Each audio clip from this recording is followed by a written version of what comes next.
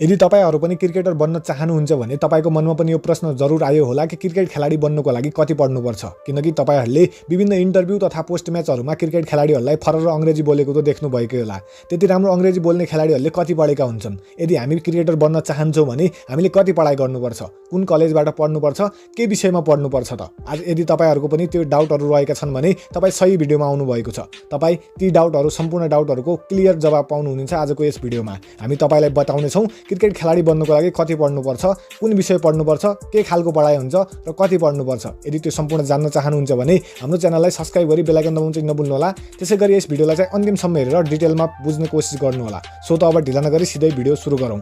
Cricket खेलाडी बन्नको लागि पढाइसँग कुनै पनि नाता हुँदैन। तपाई क्रिकेटर बन्न चाहनुहुन्छ भने तपाईले राम्रो क्रिकेट खेल्नुपर्छ, नाकि पढाइ गर्नुपर्छ। यदि पढाइको कुनै पनि नाता हुँदैन क्रिकेटसँग भने तपाईहरुले पनि खेलाडीहरुलाई पढाइको कुनै प्रमाणपत्र जस्तै 10 को मार्कसिट अनि 8 को मार्कसिट त देखाएको देख्नु भएकै होला। विभिन्न ठाउँहरुमा जुन चाहिँ अडिसन लिने ठाउँहरु हुन्छन्, जहाँ चाहिँ सिलेक्सन हुने ठाउँहरु हुन्छन्, त्यहाँ चाहिँ तपाईको एज हुन्छ जसलाई चाहिँ भेरिफाई गर्नुको लागि चाहिँ ती प्रमाणपत्रहरु मागिने गरिन्छ। यदि तपाई 10 मा फेल हुनुहुन्छ भने पनि तपाई सिलेक्सन हुनुहुन्छ, यदि तपाई राम्रो क्रिकेट खेल्नुहुन्छ भने। यदि तपाई पढ्नुहुन्छ भने तपाईले धेरै फाइदाहरु पनि पुग्ने गर्छन्, जस्तै कन्फिडेन्सको कमी हुन्छ कुनै खेलाडीहरुमा भने। यदि त्यसले राम्रो पढेको छ भने त्यसमा कन्फिडेन्स आउँछ। विभिन्न ठाउँहरुमा तपाई अंग्रेजी बोल्न सक्नुहुन्छ। अंग्रेजी भनेको इम्पोर्टेन्ट कुरा रहेको छ क्रिकेटमा चाहिँ। तपाई विदेशी लिग खेल्न जानुहुन्छ अथवा विदेशमा कुनै पनि खेल्न जानुहुन्छ भने जहाँ पनि अंग्रेजी काम लाग्छ। त्यसैगरी विभिन्न ठाउँमा यदि अडिसन छ भने त्यहाँ पनि अंग्रेजी काम लाग्छ। त्यसैगरी विभिन्न देशहरुका कोचहरु आउँछन्, जस्तै नेपालमा कोचहरु आइरा हुन्छन्। यदि उहाँहरुसँग केही टिप माग्नु छ, विदेशी खेलाडीहरु आउनु भएको छ, उहाँहरुसँग कुराकानी गर्नु छ भने पनि तपाईलाई अंग्रेजी चाहिन्छ। यदि अंग्रेजी जान्न चाहनुहुन्छ भने त्यसको लागि तपाईले पढ्नु पर्ने हुन्छ, अथवा तपाई घरमै पनि अंग्रेजी सिक्न सक्नुहुन्छ। यदि पढ्नु भएको छैन भने तपाईलाई गाह्रो पर्न सक्छ अंग्रेजी सिक्नको लागि। यदि तपाई पहिलेदेखि नै पढाइमा राम्रो हुनुहुन्छ भने तपाई अंग्रेजी छिटो सिक्न सक्नुहुन्छ, र यदि तपाई अंग्रेजी जान्नुहुन्छ भने तपाईलाई धेरै फाइदा पुग्छ। त्यसैगरी पढाइको जुन कुरा रह्यो, यदि तपाईले पढिराख्नु भएको छ अथवा ब्याचलर गरिराख्नु भएको छ, मास्टर्स गरिराख्नु भएको छ भने तपाईको टाइम वेस्ट पनि हुन सक्छ। त्यसमा 2-3 वटा फाइदा हुन्छन् भने 2-3 वटा नोक्सान पनि हुन्छन्। यदि तपाई पढाइ र क्रिकेटलाई ब्यालेन्स गरिराख्नु भएको छैन अथवा तपाईबाट ब्यालेन्स भइरहेको छैन भने तपाईलाई कुनै एक पक्ष छोड्नु पर्ने हुन्छ, अथवा क्रिकेट अथवा पढाइ छोड्नु पर्ने हुन्छ। त्यसले पनि घाटा दिन्छ। यदि तपाई दुवै पक्ष सम्हालेर पनि अघि बढिराख्नु भएको छ भने एकै ठाउँमा राम्रो फोकस हुन सक्दैन। त्यसकारण तपाई दुवै ठाउँमा अल्झिएर रहनुहुन्छ। त्यसकारण एकै ठाउँमा तपाई उत्कृष्ट बन्न सक्नुहुन्न। यदि तपाई पहिले पढिराख्नु भएको छ, अहिले पढाइ छोडेर क्रिकेटमा लाग्नु भएको छ, तपाई एउटा राम्रो पोजिसनसम्म पढ्नु भएको छ, जस्तै ब्याचलर गर्नु भएको छ भने तपाईमा कन्फिडेन्स धेरै बढी हुन्छ। किनभने तपाईलाई धेरै प्रश्नहरुको थाहा हुन्छ, सम्पूर्णसँग कुरा गर्ने कुरा थाहा हुन्छ, तपाई कसरी कुरा गर्ने हो, कसरी बोल्ने हो भन्ने कुरा थाहा हुन्छ। त्यसकारण पनि तपाईको कन्फिडेन्स लेभल हाई हुन्छ यदि तपाईले पढिराख्नु भएको छ भने।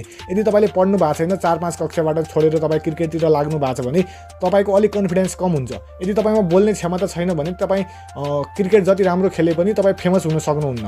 तपाईले धेरैको उदाहरण देख्नु भयो होला, जस्तै नेपालकै दिपेन्द्र सिंह ऐरी पनि त्यति राम्रो बोल्न सक्नुहुन्न। उहाँले जति राम्रो खेले पनि उहाँको चर्चा त्यति बढी हुँदैन, तपाईले देख्नु भयो होला। त्यसैगरी सन्दीप लामेछाने कति उत्कृष्ट बोल्नुहुन्छ भने उहाँको चर्चा तपाईले देख्नु भयो होला। दुवै खेलाडी नेपालकै हुन्। मैले कसैलाई नराम्रो कसैलाई राम्रो भन्नु खोजेको होइन, तर कन्फिडेन्स देखाउनु खोजेको हो। क्रिकेट खेल्नुमा दिपेन्द्र सिंह ऐरीमा कुनै कन्फिडेन्सको कमी छैन, बट उहाँलाई बोल्न चाहिँ तपाईले देख्नु भयो होला कति लजाउनुहुन्छ, उहाँ चाहिँ राम्ररी बोल्न सक्नुहुन्न। त्यसकारण यदि तपाईमा कन्फिडेन्स छैन भने तपाईलाई गाह्रो पर्छ। दिपेन्द्र सिंह ऐरीले पनि बढी पढेका छैनन्, उनी पनि 10 देखि 12 कक्षासम्म मात्रै पढेका हुन्। त्यसकारण पनि उनमा कन्फिडेन्सको कमी छ। यदि तपाई पनि कन्फिडेन्ट क्रिकेटर बन्न चाहनुहुन्छ भने पढाइलाई चाहिँ नछोड्नु होला, जसरी पनि ब्यालेन्स गरेर पढ्नु होला।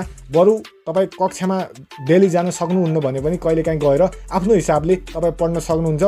क्रिकेटलाई चाहिँ कहिले पनि नछोड्नु होला। क्रिकेट यदि तपाईले 6 महिनाको लागि छोड्नुभयो भने तपाई 2 वर्ष सिकेको भुल्न सक्नुहुन्छ। त्यसकारण क्रिकेटलाई चाहिँ कहिले पनि नछोड्नु होला। तपाई क्रिकेट भनेको जति बढी खेलिराख्नुहुन्छ त्यति कन्फिडेन्स बढ्दै जाने हो। स्किल भनेको 1-2 वर्षमा मात्रै सिकिन्छ भने कन्फिडेन्स बढाउन चाहिँ रेगुलर खेलिराख्नुपर्छ। त्यसैले तपाईले देख्नु भयो होला इन्जर्ड भएपछि खेलाडीहरुलाई कति धेरै कन्फिडेन्सको कमी हुन्छ। इन्जर्ड भएपछि रिकभर गर्न भनौं कमब्याक गर्नको लागि कति गाह्रो पर्छ इन्टरनेसनल खेलाडीलाई भनेपछि। तपाईले यदि छोड्नुभयो भने तपाईलाई धेरै गाह्रो पर्न सक्छ। त्यसैले अरु कुरा छोडे पनि यदि तपाई क्रिकेटर नै बन्ने तपाईको सपना हो भने क्रिकेटरलाई चाहिँ कहिले नछोड्नु होला। क्रिकेटलाई छोड्नुभयो भने तपाई बर्बाद हुनुहुन्छ। किनभने तपाईको सपना नै क्रिकेट हो भने क्रिकेट नै छोडिसक्नुभयो भने अब के गर्ने त, कुनै लक्ष्य नै रहँदैन। त्यसकारण जति अरु समस्या आए पनि क्रिकेटलाई चाहिँ कहिले नछोड्नु होला। भिडियो यहाँसम्म हेर्नु भएकोमा धेरै धेरै धन्यवाद। यस्तै क्रिकेटसित तपाईको कुनै पनि प्रश्न छ भने त्यो तल कमेन्ट बक्समा कमेन्ट गर्न चाहिँ नभुल्नु होला। भिडियो यहाँसम्म हेर्नु भएकोमा धेरै धेरै धन्यवाद। Thanks for watching. Bye by.